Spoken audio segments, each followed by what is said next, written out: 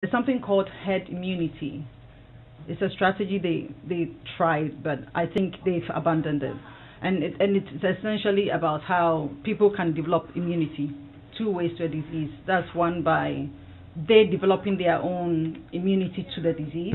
That means you need to catch it, right? Yeah. Like if you catch a cold, you need to catch it, and then it runs And out then of your your antibodies system, will kick in. Yeah. And then the other is vaccination. Mm. But that has a lot of implications. It means that those who would get the disease and are not able to develop those immunity levels to fight it would die. Yeah. Okay, we've had leaders, some countries, who would give different information to the public, and then the health experts will actually give also different information. So they were lying to the public, basically. I do not know if I'll call it lie. I think they were massaging the gravity of the problem. Right. And in a war zone as we are in, I don't know if you're giving us half-truths is really going to do the trick. Which countries are you thinking of?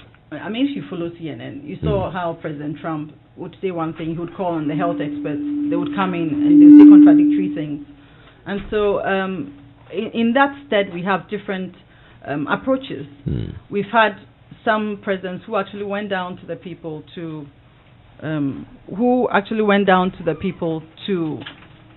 show solidarity. We saw that with China. Yeah. Yes, and for me, he was risking a lot because he's not a young man. He falls in the vulnerable group. Xi Jinping.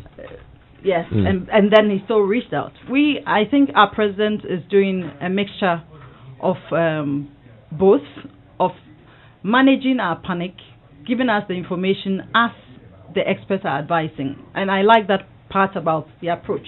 And so, but I see that as very incremental, which is also okay, because sometimes you need to give people the harsh reality of it, that look, no matter what's going to happen, there's going to be some collateral damage, which would come to.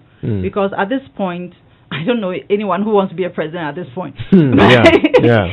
But you are going to have to decide on decisions which exist between a very undesirable tension between economics and then social. And that's where we are now. Right. I even put it as economics and health, but I guess yours is more encompassing economics and social. So in the end, what should a nation choose if it comes down to a choice between the two, economics or social? We need to understand the demands of both. And let's not kid ourselves. No matter what decision we make, would have collateral damage. The outcomes may or may not be what we expected or desired, but we pray for positives.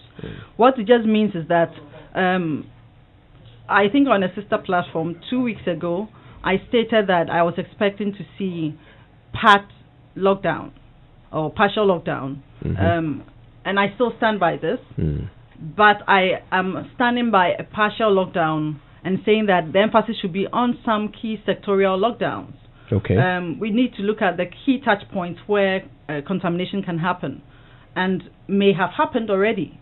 Let's not kid ourselves. Some cases will pass through the cracks. We will not find them. Yeah. It's as with all the cases in all the other countries. They won't be new to us, and so I expect that as of now, we are going to have to look at the economics of it. We have in this country the corporates, the SMEs, the MSMEs. We have different categories of businesses who have been struggling already in the past 18 months. Some are recovering and some have not. And if we say a full or a total lockdown at a point like this, we are essentially talking about crippling them. Let's be very sure of this. Beyond COVID-19, there would still have to be a country that has economics, and then existing. Especially as we are a country where we do a lot of commerce than manufacturing, and we are trying to change the narrative. So, if an immediate total lockdown for me spells some form of doom, I still would want to stand by what I mentioned a few weeks back to say that sectorial, for instance, because I'm still thinking, I've worked in the ministry's environment before, and I've seen a number. You see in the mornings and in the evenings, you see quite a huge number of people who are transported through our public transport system to their various homes. Now, if some of the ministries which are not considered very critical to this war zone immediately can be asked to work from home or take a break. Everybody has an annual leave of some sort. This is a good time for the HR experts to advise on how we are going to rotate on the leave period, Yeah. And so if you are not necessarily, your skills are not required at the front line, then we're expecting that you should be home. Meaning that, first of all, as a citizen, your exposure is limited. But then if you are also one that carries the virus, you are not in the space to also spread it. Right.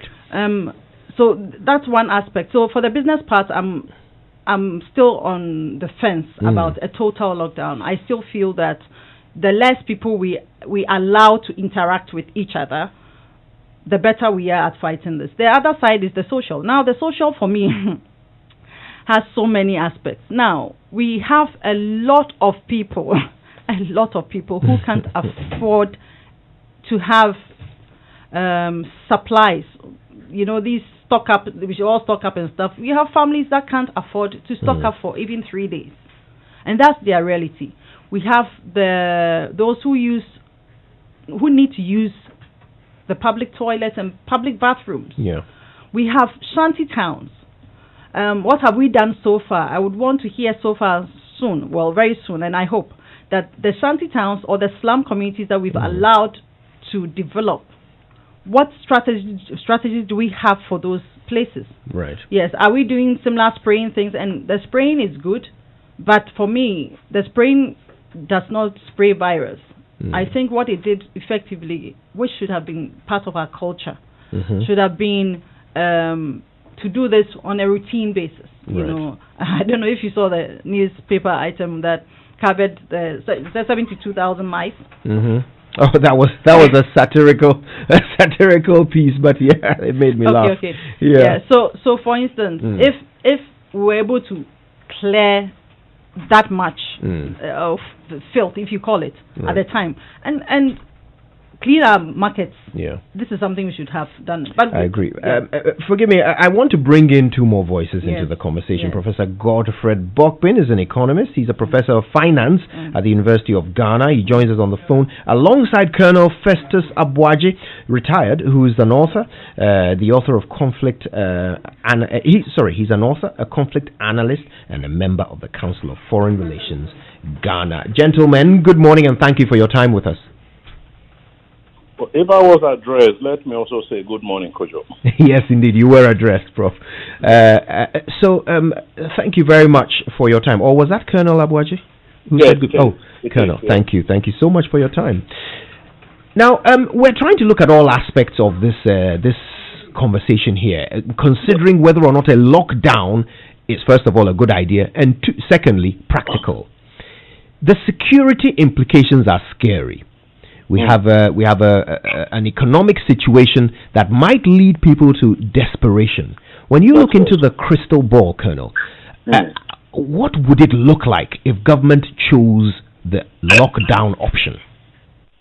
Well, thank you very much. First of all, let me say that the lockdown, in generic terms, is an absolute necessity in the sense that this coronavirus is not a vector by itself. The vector is us, the human beings, who carry it around. So if we stop or check or restrict our movement, then we stop the spread of that virus. So lockdown, before we determine the scope and the depth and breadth of it, is very, very essential. Otherwise, all the interventions that we might put in place, quarantine, whatever it is, might be useless. That's the first point I think I would wish to make. Now, ordinarily, our lives now are made up of social and economic and other aspects of activities. If you lock any community down, there will be implications. Livelihoods might be disrupted.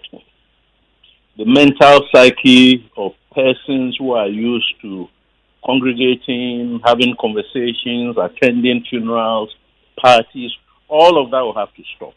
So you need now to be restricted either to your room or your compound or whatever it is. It has serious mental implications to different degrees for different groups of persons. Now, that reduced activity, which makes the society look like a graveyard itself, becomes a security issue, because then persons can feign that, assuming that exemptions are made for purchasing, food and so on and so forth. Criminal groups can feign that they're going to buy food, but unbeknownst to you, they might actually be planning or in the process of attacking some, person or somebody. On the other hand, it could also rein in criminality.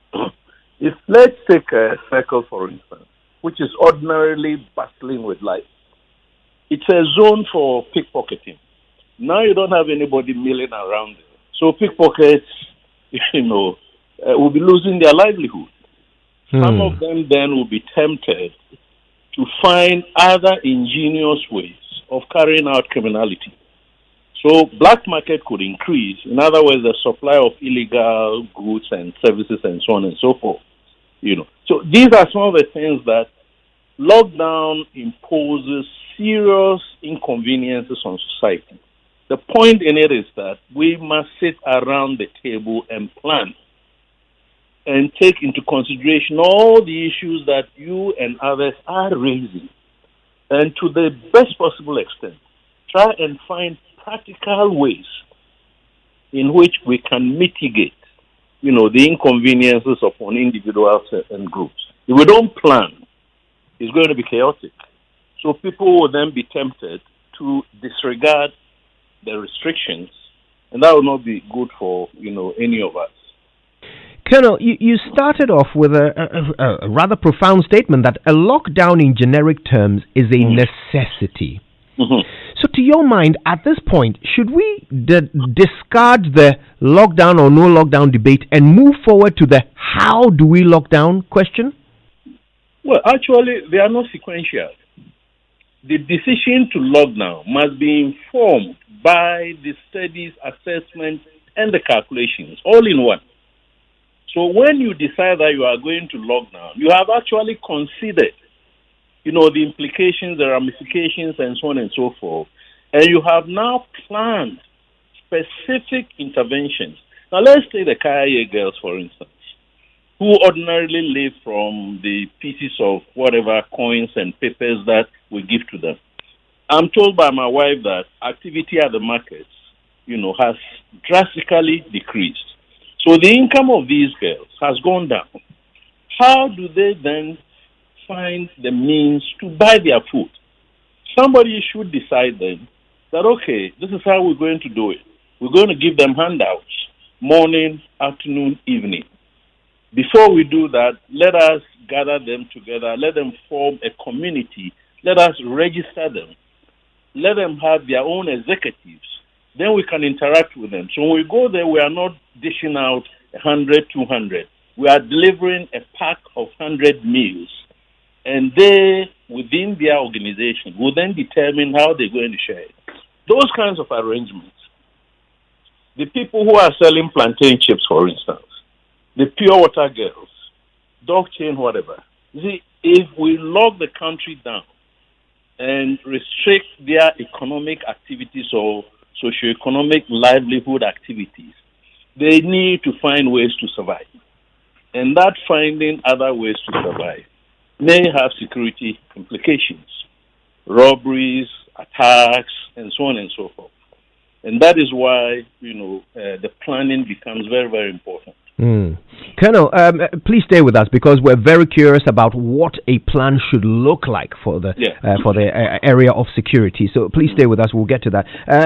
Professor Bokpin is on the line with us now. Prof, good morning. Thank you so much for your time. Good morning, Kojo, and good morning to our cherished listeners. Wherever everybody is isolating or interacting with social distance. Indeed. Now, Prof, I want to read you a quote. It says, I have realized that in all the countries where there is a lockdown, it is... actually, let me start it. The quote begins, people have been talking, ban everything, ban trotro. Why don't you close the market? But our community setup does not support such a lockdown. People need to do some petty trading to survive and take care of their families. That is how we live, and we need to take those things into consideration. This is Dr. Anthony Nsia Asare, the Presidential Advisor on Health. Now, I wonder how this statement resonates with you on the issue of whether or not we should lock down. If the advisors to the president are saying a lockdown is actually not as important as ensuring economic activity, where do you stand on that? It's a fine balance, and it's a tricky one as well. What works in some countries may not work well for us because of the context, the social structure, the formality issues or the informality issues. These are the realities. And then the national buffer, the physical space to be able to absorb the cost that comes along with it. In plain language, a national lockdown simply would mean the means of livelihood of people, you are taking it away. The state must then come in and ensure that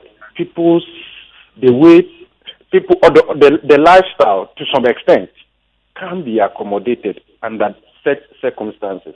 Because somebody, the Kaya, as the other panelists have talked about, good morning to them also, and then the trotro driver, the maids, they have their traditional means of surviving. When you truncate that, what is the measure? What are we putting in place for them? These are the realities. When you look at the social structure, economic structure, and all of that, a national lockdown may serve the interests of perhaps the privileged few, those who have got buffers, individual level, household level, so those who can stop. In fact, perhaps as we speak right now, people have stocked. I mean, their fridges and all of that can last for weeks, 2 weeks, 3 weeks, a month or so. They have even stocked enough for their dogs, either imported food or and the rest of them. But perhaps you are talking about 45% of Ghanaians who perhaps may not have even a buffer for 8 hours or 2 days or 3 days. What happens to them? I mean, the call is the easiest thing to do. To say, let's do a lockdown is the easiest thing to do. Operationalizing it is the hardest.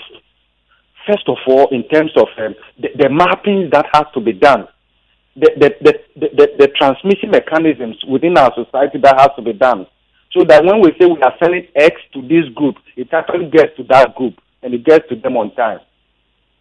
So from the medical point of view, I understand them.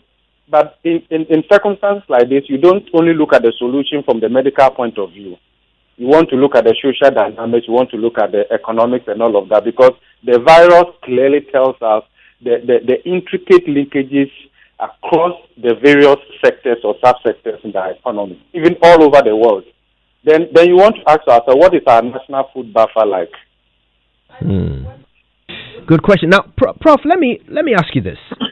Colonel Abuaji raises the fact that the vector is the human being. We are the ones spreading the virus. So this makes it pretty much, a moot point that some form of lockdown is necessary. However, how much would it cost? That is the first question, I guess, before we determine whether we can afford it. Now, the president for the Institute of Liberty and Policy Innovation, Mr. Peter Bismarck, according to Star FM, has said that Ghana would need about 15 billion Ghana cedis a month in order to lock down. Does that number ring true for you? How would we even go about calculating how much it should cost? I think from the theoretical point of view, it may not be so difficult to do so, but remember that theory is as good as assumptions underlying the theory. So let's even take that as baseline, 15 billion cedis. Do we have that physical space? And how efficient can we get that done? Are we honest enough to ensure that if we say 15 billion is what we need, we will actually get to the people? I don't think we are there. I don't think we are there. Look, we may have to define a kind of lockdown that works for us with an effective contact tracing, identifying the hotspots and saying that, look, this is how we are going to do it. We are going to link up with the telcos to ensure that those people who have come in the last 3 weeks or so, let's trace their calls, let's trace their contacts, let's be aggressive along those lines. We can do a kind of a mixture that works for us. But I'm afraid a total lockdown puts all of us at risk. When those majority Ghanaians are not sure where their next meal will come from, I don't think, Ojo, you will be safe in your house. I don't think I will be safe in my house. It could, well, I'm not a security person, but it could cause the downfall of the regime. Because if you don't think through it carefully and we miss it, then that is it. It's going to be difficult then to get life back to normal and say that, okay, everybody get back to business and all of that. No, it's not. It's going to be very difficult. So we are not saying that it should not be considered, but I believe that the operational issues, we have to think through it carefully. It requires considerate planning and detailed one with clear mapping, with people, with credible, honest people. We read about the challenges with LEAP, livelihood empowerment against poverty. Yeah. We read about a number of those social interventions. How efficient were they? So these are the things that I think that we have to talk about, perhaps at the policy level in terms of making the call and all of that. Of course, we all do agree. We know this virus, they are not spirits. The human beings are effectively the carriers and all of that. Yeah. But I think that the important thing we are talking about right now is then to look at how do we do this efficiently, effectively, without compromising national security, without compromising individual security and all of that. Look, a lot of Ghanaians live from hand to mouth. Not many of them have their hands reaching their mouths consistently. Yeah. So when you do a national lockdown and then you disrupt that economic flow, the country must have a plan. The question we are asking right now is, what is the plan? Now, how detailed is that plan? How effective is that plan going to deliver the outcome? What is the national food buffer? What are the distribution channels? What is the budget totally? And if we even agree that it's 15 billion, do we have that? How? And then when we say we are doing it this Saturday or we are doing it next week, how soon is help going to reach the ordinary Ghanaian so that the ordinary Ghanaian doesn't feel left out? Even in our own economic design under normal circumstances, Ghana has made progress. In that process, we've left so many Ghanaians behind. We couldn't carry them along. Will this intervention carry them along? Prof, you talked about the fact that making a budget would be a theoretical exercise, lots of assumptions. But help us, what would some of those assumptions be? So it's about how well do we know ourselves, especially the slum areas. Look, when you look at the Ghana Standard Living Survey, across the various waves, or even take the recent one, and you look at the social structure, how people derive their livelihood, the dependencies, and all of that across the households, you realize that we have a big problem because we have not been able to formalize that largely. So we can use that data and try to see how we can integrate other factors into it and work with it. Those are very, very important. The reason I'm saying that it's easier theoretical because you can assume that A, B, C, and all of that will work in this way. But in reality, it may not. Because sometimes the difficult thing to model in life is behavior. And then those agents we are going to put in place to make sure that the distribution and all of that are done, you are making a certain assumption of some honesty, that we love one another, that when X amount is supposed to reach Y, it will actually reach Y at that particular time. And in those cases, we don't have the time to really do a lot of rehearsals in this process. And all of those are the issues. And then when increasingly a large number of people get the feeling that, look, this thing is not going to be done efficiently, this thing is not going to reach reach me or all of that. All those suspicions can escalate into all sort of things. Right. I would love for you to stay with us, please. We have also on the line, and we were talking about this earlier, that it's important to see how other countries have attempted this exercise. India is an example of a country that has locked down, but they have several layers in society of wealth. Let us learn how, as a nation, India approached the exercise of lockdown. We're joined on the phone by Dr. Manish Kumar. He's the chief editor for Capital TV in Delhi, India. Dr. Kumar, thank you for your time. Good morning. Thank you. So please help us understand, how did India approach the exercise of locking down society because of the coronavirus? Look, it was very difficult decision for any government where you have such a large number of poor population. It's a really very tough decision, and I tell you, we all are we are perplexed in how this decision was taken by Prime Minister Narendra Modi. And the second aspect of this decision is the people are ready to cooperate with it. You see no riot, the lockdown is being, observed very beautifully by the people of India. There are two aspects that must be understood. How it is getting, in fact, it is being done by the government. One is to provide a system. In 4 or 5 years back, India got every citizen, every adult population to have their bank account. It was not there earlier in India. So the money transaction to the poor people, it was done through the bank. So it created an environment that the people who are without money, people who are poor, the government is there with you to stand with you in this crisis moment. One. Number two, the government is providing free food grains, pearls, rice, wheat, and other things, door to door. So this way, the people who are inside their homes, they are not afraid of what they will eat. The survival question is out.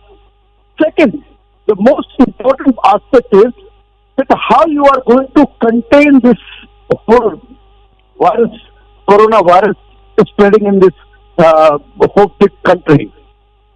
For this, the government has been doing lots and lots of, creating spaces, and you see the best aspect is in India, the rate of this growth of coronavirus is very limited.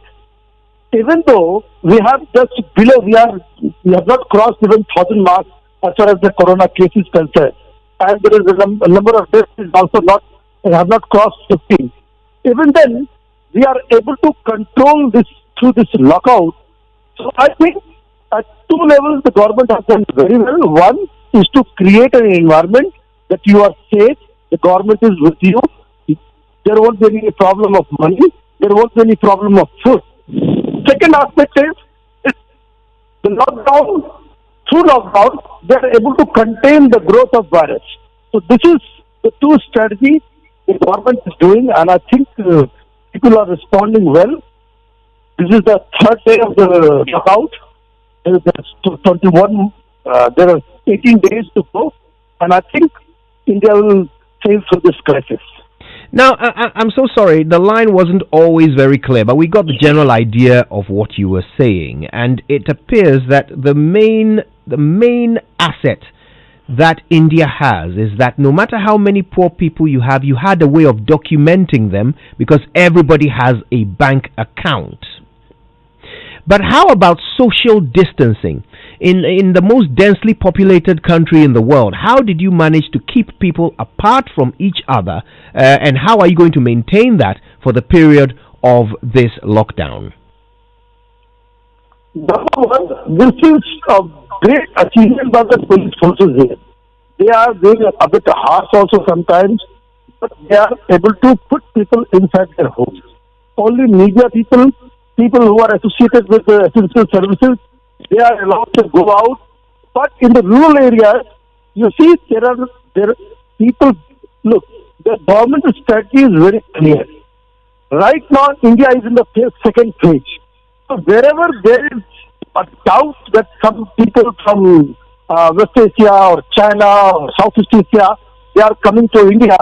So those places, this lockdown has been done very properly. You won't see anybody coming out of their home. And this has been enforced by the security forces very, very diligently. And the second aspect is in some rural areas where you don't have, they themselves are isolated. So you see that the social distancing is not being done properly in those areas, but they are out of the danger of this corona, I think. That's why they are taking. The only point is the government is very strict wherever they have this doubt that somebody from West Asia or European countries, they have come there. So they are taking all the precautions. And I think this is third day, and overall it's a good scenario. The people are inside their home.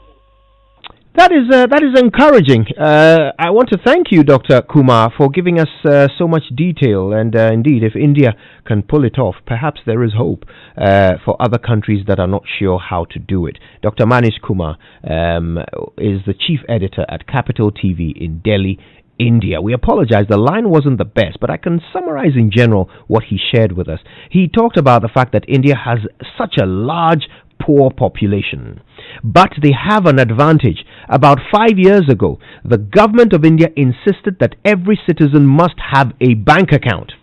They carried out that exercise effectively, and so now social interventions can be channeled through this banking system. It also means they know who everybody is, where everybody is, and they can keep track of the population. When it comes to contact tracing, that becomes important. When it comes to not sharing out social interventions, that becomes important. So they were able to manage the economic impact of this lockdown better. I asked him about social distancing in the most densely populated country in the world, and he explained that the police have played a major role here. You've all seen the videos of the police caning Indian citizens to get them off the street, and he says that has been largely effective in the urban areas. In the rural areas, he says that the discipline has been even more, and so people have stayed indoors, and many villages are deserted. Everyone is staying indoors to ensure that they limit their social exposure to each other. That is an interesting insight into how India has dealt with this. But we still have our guests here with us, and we are going to be exploring this conversation even more. I think now we can head into the area of solutions. If indeed we all accept that some measure of lockdown is inevitable, it must happen, then we can now start exploring how we get this done. So Dr. Abna Inchi is with us, Professor Bokpin, and of course Colonel Festus Abuaji. We're looking at all angles on this right after these all important messages from some of our cherished partners. Stay with us. It's a Super Morning Show. It's a new day. Are you ready to make a change? A new partner to journey away, to explore the things you never imagined. Without back, you're ahead of the race. Committed to you, a partner for life, yeah. Come back, we're going to get that you no matter the problem. We're writing your day, transform your life now.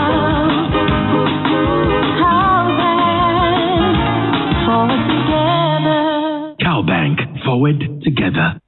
Fellow Ghanaians, I, Rebecca Akufo-Addo, the First Lady of the Republic of Ghana, have observed with great concern the ongoing pandemic of COVID-19 and the confirmation of cases in Ghana. I would like to use this opportunity to re-emphasize the various preventive measures recommended by the Ministry of Health by adhering to the following precautionary measures. Regular and thorough washing of hands with soap and running water and use of alcohol-based hand sanitizers. Avoid shaking hands. hands. Cover the mouth and nose with tissue when coughing or sneezing and dispose of the tissue immediately. Keep a distance of at least 2 meters away from a person with fever, cough, sneezing and difficulty in breathing. It is advisable to be physically active. Drink plenty of water, eat healthy, avoid stress and have enough sleep. Stay home if you feel unwell with symptoms of fever, cough and difficulty in breathing, and call the following numbers immediately: 050-949-7700 and 055-843-9868. Thank you.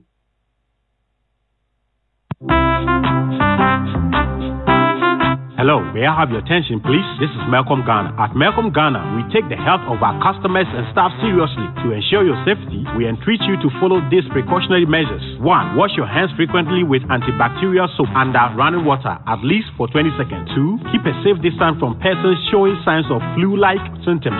3. Cover your mouth and nose with tissues when you cough or sneeze. Please discard tissue immediately. 4. Use alcohol-based sanitizers to augment your hand-washing routine, even if your hands are not visibly dirty. 5. Keep your hands away from your eye, mouth, or nose. 6. Increase vitamin C intake and physical activity level to boost immunity. Be rest assured that we are constantly disinfecting all our work surfaces, trolley handles, door handles, as well as keeping our work environment clean and safe for you. With our collective care, we are sure to beat the coronavirus pandemic. It's Malcolm, where Ghana shops.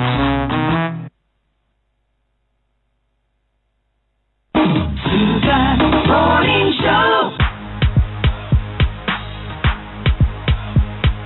Coffee in your cup and joy on the set. The Super Morning Show is always the best on Joy 99.7 FM. 48 minutes past 8 on the Super Morning Show right here on Joy 99.7 FM. I'm so excited to be with you today. My name is Koji Jackson. I'm doing this with the team.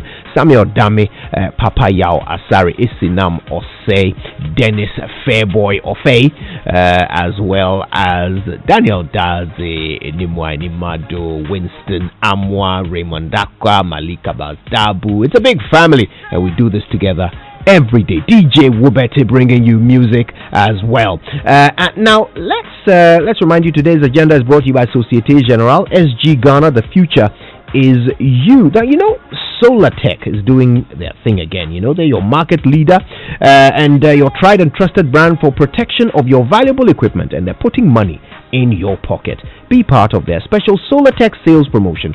Just buy a unique Maxima UPS or Ultima UPS and get a whopping discount of up to 40% while stocks last. Protect your equipment and make sure that you make some savings. Use only genuine Solar Tech products from their authorized dealers nationwide and save money. Contact them. They're at number 10 Yiyiwa Drive in Abilinkwe, or you could call 0302 761 450. They're also on 0302 775 106. Solar Tech, the power to protect. So, are you thinking of getting all your shopping needs amidst this global virus outbreak? Shop Now is the answer. Shop Now, spelled SHOPNAW, brings the market to every household in Accra. Simply order from their available marketplace of groceries, food, medicine, home essentials, and so forth, and get them delivered to your doorstep. All vendors can also contact Shop Now to sell and deliver their products through the Shop Now network. Stay home, stay safe. Download the application from the Play Store or the App Store. Just call Shop Now on 0200-813-291. Shop Now is ready for you. Okay, so if you're worried about the coronavirus, Absa Bank cares about your safety. So use the Absa digital channels for your safe and convenient banking. Make instant money transfers, mobile money transfers, pay bills, buy airtime, make ATM cash deposits, make payments with your Absa vertical card. Absa cares about you. So please remember to sanitize your hands before and after the use of any e-banking device. That's Africanacity, and that is ABSA.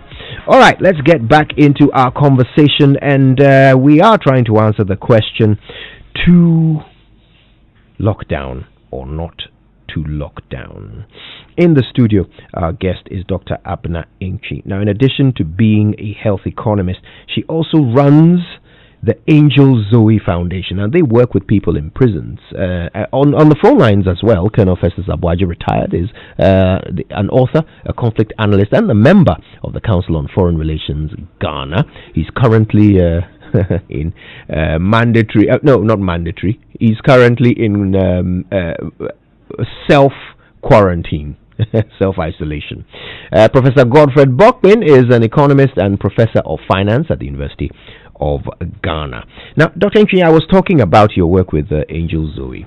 The president has just announced an amnesty for 808 inmates. Now, in the grand scheme of things, tell me, what are your thoughts on the president's action? I believe the president's decision is very compassionate, and I was very pleased when I heard this even before it was announced, because I've been trying to keep an eye in that space, and what happens to inmates, especially those who are aged, those who are ill, those in special groups. And I want to congratulate the president for this. It's very good. I am, however, worried, because I've been in this space of prisons and prisoner rights for over a decade now, and some of the anxieties that prisoners do harbor when they have to be released. The first would be accommodation, how they would be sustained in terms of employment or family support when they leave. Stigmatization is a huge issue, especially in a time like this, and I thought about them because in a time like this where people are going to be home, security is going to be one of the things that is prioritized by households. And so people, imagine coming out of prison at a time like this when perhaps you are tagged as a prisoner, or as an ex-convict, and the challenge is that regardless of people's consideration for whatever crime you committed, you are a criminal. And that's one of the challenges of stigmatization. So they are coming into an environment that's very challenged at this moment. On an ordinary day or in an ordinary time, you would say that they will come into a space where people will feel very charitable. But as of now, where people are thinking about their households, they have to purchase a lot of food for children who are home, security, take care of utilities, because with more people home mean a lot more demand on utilities. And so it's a mixture of things which I think they are coming out to face. I do pray at this point though, and I've championed this cause for a long time, that we should, and it should have been done before this, and it's not this government, successive governments have let it go. The challenge of our social welfare system, which when we are even talking about health in a time of COVID-19 is critical, because we are still going to have people who do not have what it takes to survive on a daily basis without a little help. And so we are going to bring these 700 plus people into this kind of environment, and I do pray that we don't have recidivism going up. Recidivism is just a simple term to mean people, a cyclical behavior of perpetuation of crime. And so I'm praying that those who, by the mercy of the president through amnesty, have been released would conduct themselves well. But we also need to keep our minds out there that they would need extra support. I would want to know what partnership the prison service has in connection with the social welfare department in supporting these numbers of people who are coming out. All right. Now, I think we can start looking to solutions now. And if you don't mind, I'm going to start on the phone and come back to you. So, Colonel Festus Abuaji, you gave quite a vivid picture of some of the security concerns that government should be thinking about if a lockdown is to be done. At this point, I want us to start looking at how it should look, what the solutions should be. So the way I'll frame the question for each of you is, from your sector, how would a lockdown look? List those features, the things that would be present to make a lockdown successful. So, Colonel, start us off with security. Well, security probably is, let me say, the easiest part. All it entails is that any lockdown must be enforced. Otherwise, human tendency will be that we're going to flout, the regulations and so on. So the police, the military, whoever, will establish a security cordon of sorts made up of roadblocks, checkpoints, patrols, for instance, stop and search, interrogate, have a conversation, and so on. I would wish to believe that part of the lockdown plan will be granting exemptions to very essential service providers who must be given some form of identification so that the security personnel can check that you are a nurse or you are ECG worker or you are Ghana Water Company worker or whatever it is. You must have that identification. Then, of course, there will have to be that communications amongst the different security agencies. But that's the physical security side. I'm also interested in the human security aspects. I.e., if you live in Accra, we know that Ghanaians eat kenke. But largely, Ghanaians don't cook the kenke at home. Ghanaians must go and buy the kenke and come home and eat. So there must be security around those selling points, well designated, to ensure that the social distancing, is observed. But locking down Accra doesn't mean that kenke sellers cannot sell, watches sellers cannot sell, because these are the sources where, let's call them the restaurants, for the average Ghanaian who live in, many of these urban centers. I wish to caution that we need to be very careful and not be trigger happy. Otherwise, by the end of the lockdown, we might have lost some souls. This is a caution to the security services, right?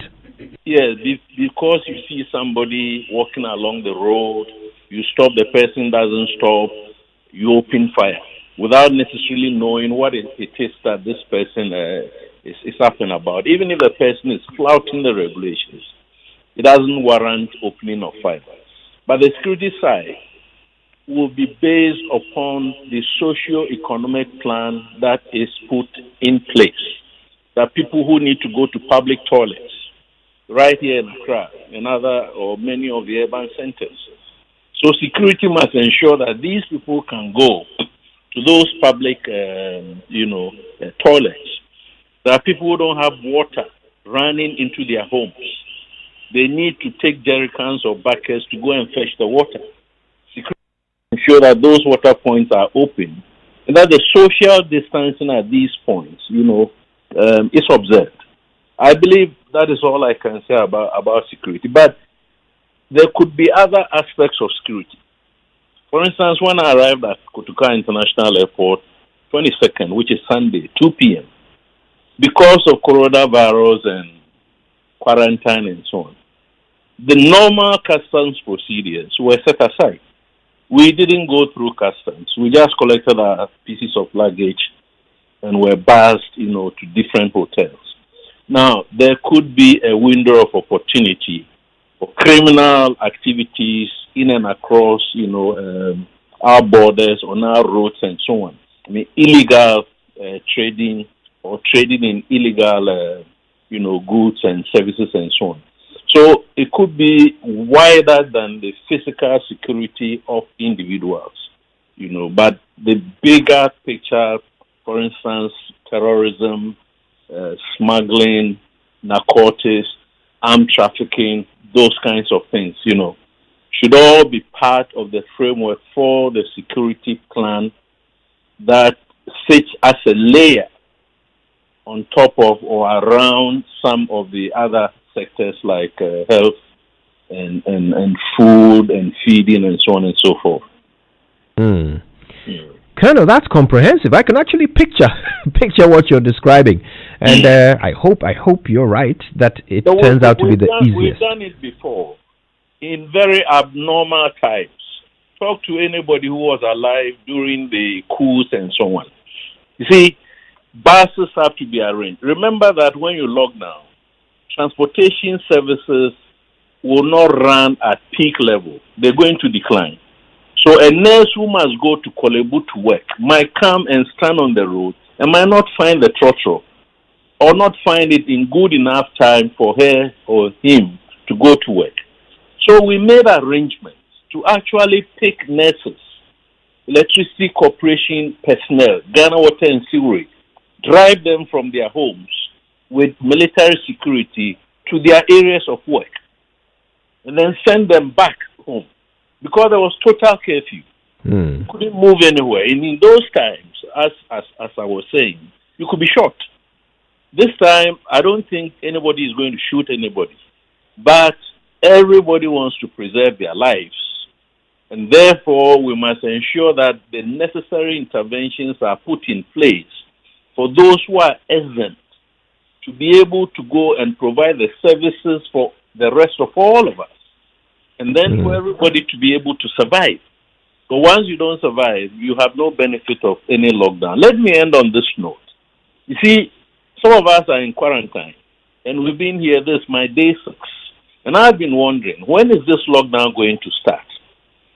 We have closed our borders. It's going to end on 5th April. It might be better to have the border closure coincide with the lockdown. Otherwise, when the borders, assuming the border closure ends on the 5th of April, and it is extended, as the professor was saying, it's going to have serious ramifications for economic activities. Yeah. You see, so all of this must be part of the plan.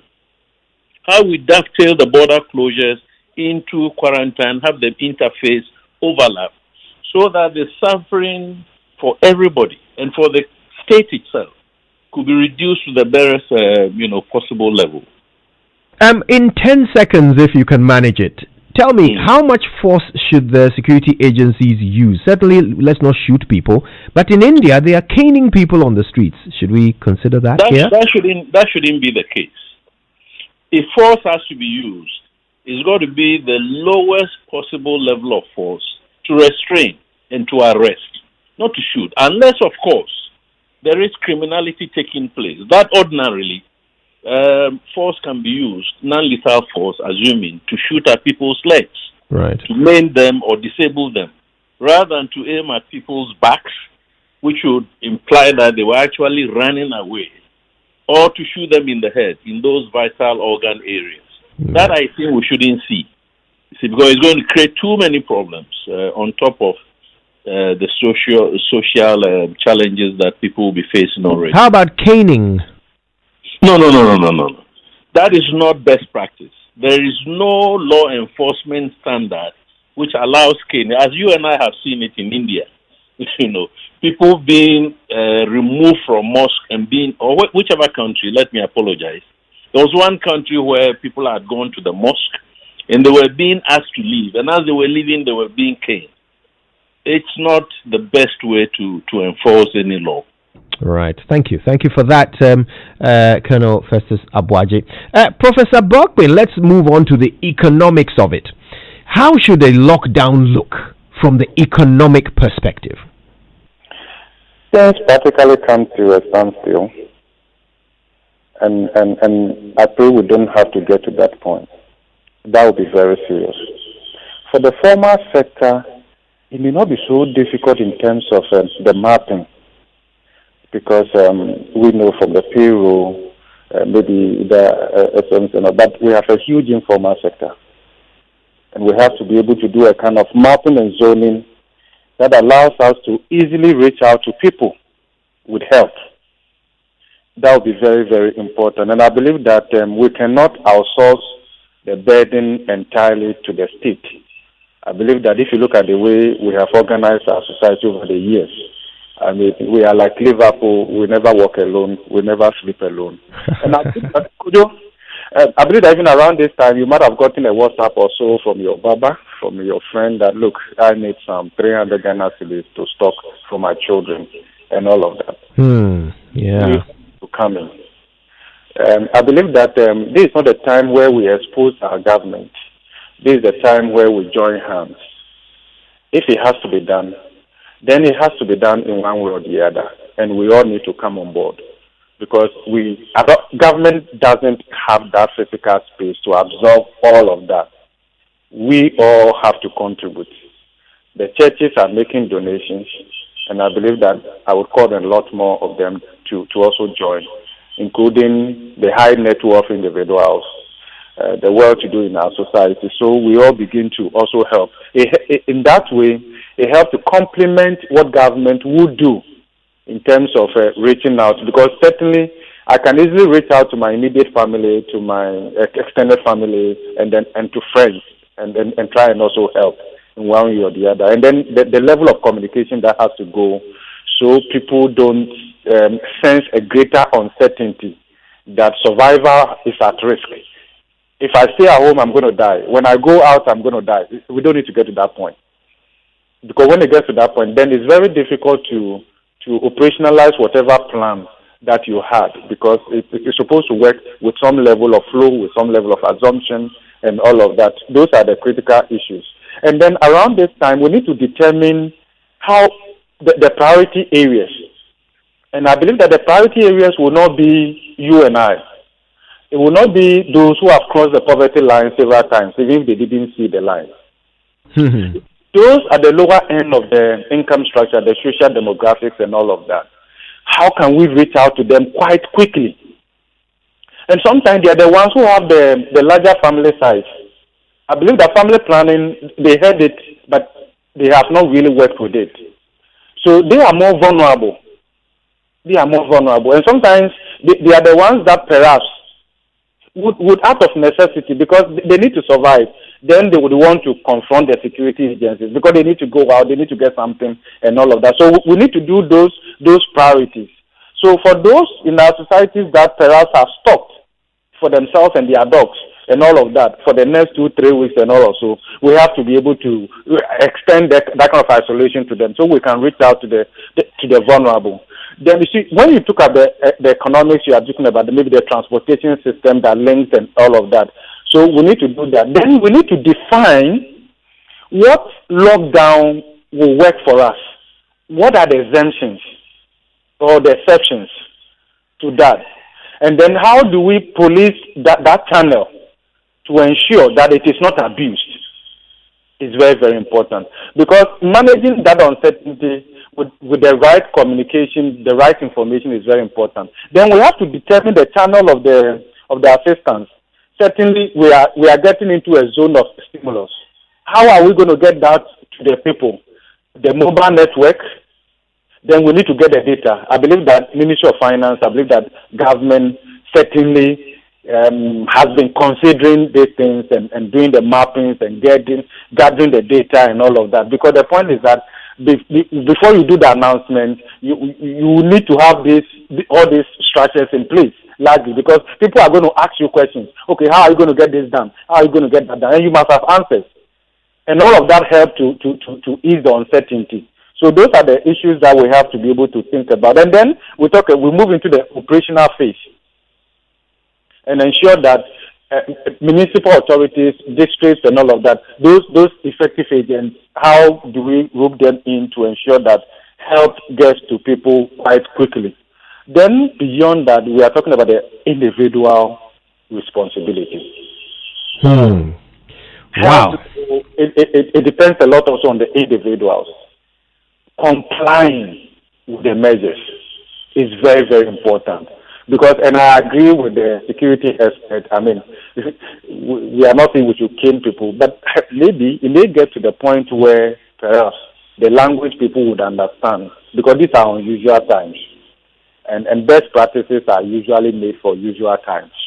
So in these extraordinary times and all of that, we need to fashion out a way to ensure that there is total security that allows the distribution mechanism that we put in place to work.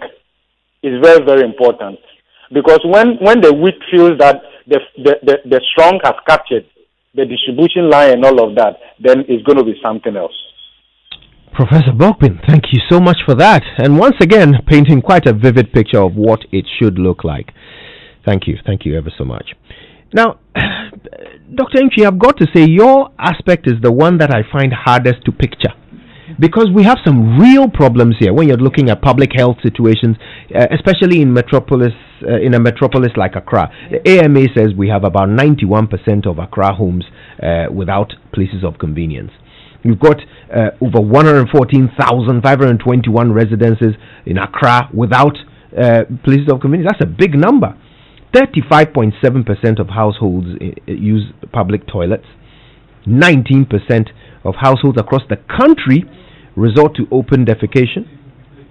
81% of Ghanaians lack access to improved sanitation. And the statistics are shocking more and more as you go down the list. More than 5 million Ghanaians, rely on surface water to meet their daily needs. 32.3% of households across the country have their main source of drinking water from a well. You've got about 12.5% of households using a public tap. It's wild. So from that perspective of public health, how would a successful lockdown look like? I'll reiterate what I said earlier, that there would, in this circumstance, be some collateral damage. We all have to understand that. We do pray that it's minimal, because the tension between the demand and supply of things, of what people require, of our ability or as government's ability to supply, it has been mad in so many ways. A lockdown. Let me take us into the sub-region, and I think what is happening when I say sectorial lockdown is what I'm expecting to see. I'll tell you, like Uganda has banned public transport. Kenya has, from today, Friday, having nighttime curfew. The president has taken a pay cut for himself and I think his deputy. South Africa has a 21-day lockdown, I think from Thursday, because they have 700 cases so far. Angola has... They've actually gone past 1,000 this morning. Gone this morning, you see. So the growth is beyond what we may have projected. Angola has a state of emergency for 15 days. Now, what I am thinking that has been done so far, which I explained earlier, is still part of its partial lockdown. The borders, the compulsory quarantine and whatnot, and a few things that we are doing. I would still want to express the interest or the desire to see some more. There are so many people, especially in the formal sector, who can work from home. They don't need to be in those spaces, because the simple principle for spread for the COVID-19 we have to understand is that no movement, no spread. No demand, no supply. It's simple like that. So this is how it would look like to me when we have that key sectorial lockdown. This is how it would look like to me. That first, the managers of this economy or our country would first of all address, because I'm going to speak from a more social point of view than economics. Right. I would look at a poverty mapping approach where key areas, not only in Accra, but key areas where a lot more people who are poor are known to reside, would be identified, listed, coded, and then a strategy mapped out also in terms of food distribution, in terms of soap, in terms of basic amenities, even the kind of water they are drinking, because we don't want COVID-19 to pass and then we would have other health conditions on our hands. Don't forget that we have a perennial cholera situation already, which happens almost every year with a high mortality rate. So I'm thinking that we need to first of all look at the poor areas, very poor areas. When you were talking to the specialist on security, I wanted to hear a bit more. I mean, if we are going to dwell our efforts, we should also look at crime-prone areas. Certain areas, when they've been identified as crime-prone, often go with poverty, and where you have a lot of criminal people hiding, because first of all, when they have gone to commit their crimes, they need places to hide their stuff. But essentially, poverty pushes a lot of people into crime. So we identify those also as under the poverty mapping strategy, and to find these communities where we need to have a certain kind of holistic approach to dealing with them, because whether a person is rich or poor, once a life is lost, it's part of our mortality in this situation. Yeah. I would want to also look at it from the point of view in terms of health and health facilities and the availability to us. I know that the Ghana Health Service has done quite a bit, putting out their numbers out there. We would want people to know concretely, these are the places you can address. But research will tell us that for the Ghanaian, the first point of call for any medical attention is the pharmacy. And oh, really? Yes. Most people, if they have any issue with health, they first of all go to the pharmacy, if it's a cold, it's a cat, whatever. And so I would want to know the preparedness of our country at this point, if we are going to go into even a partial and intensified sectorial or partial lockdown. The partnership government has with as many the pharmaceutical society, what plans have been made in clearly identifying, let's say, the pharmacies that can be opened if we do have a lockdown, which would provide access to basic health care in terms of purchasing of medicines and also redirection.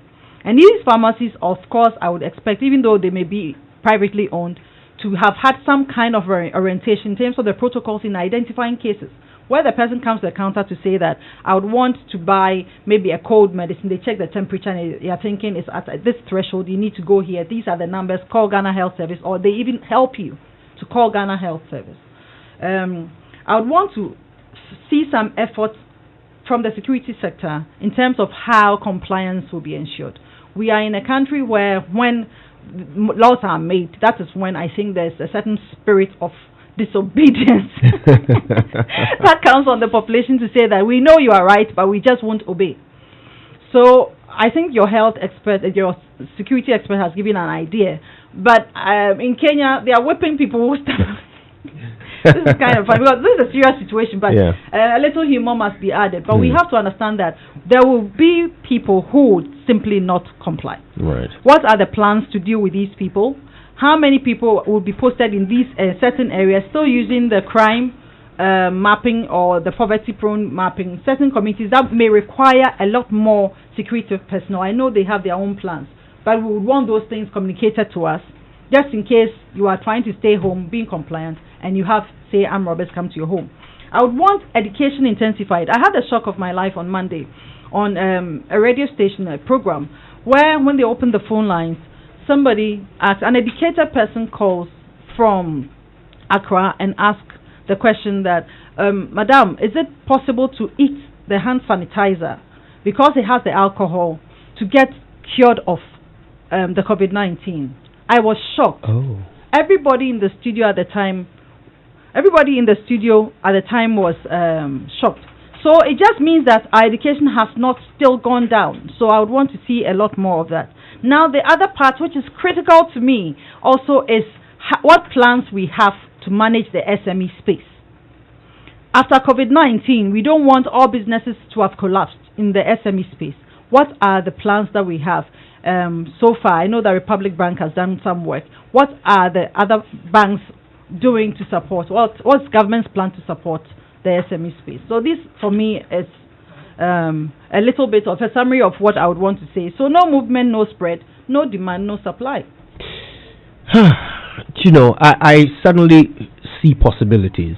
If indeed a lockdown of any description is one of the options that this government wants to explore, there are lots and lots and lots of ways to do it and get it right. And we now know that thanks to our three guests who indeed have given us a sparkling conversation. Dr. Abna Asmani Inchi is a health economist and a human rights advocate. We also heard from Colonel retired Festus Sabwaje. He's an author, a conflict analyst, and a member of the Council on Foreign Relations, Ghana. He's currently in mandatory quarantine after returning from a foreign country. Professor Godfred Bokwin is an economist and professor of finance at the University of Ghana. And this is how they would lock down Ghana. I want to thank you all so much for your time. So, it's time for the Joy Business Minute, and then even more unfolds in our next conversation. The reality is that some people are already on some manner of lockdown. Non-essential services are being provided from home. But this has impacted businesses in a huge way since the president announced the very first set of directives: all children stay at home, and shut down all public gatherings. How has this affected businesses? Imagine if somebody owns a creche How are they doing today? Well, we'll be learning from a few people of exactly that description whose businesses are heavily impacted by the directives so far. Maybe that will give us an insight on how a lockdown will affect us all. That's all to come. Stay with us. Hello.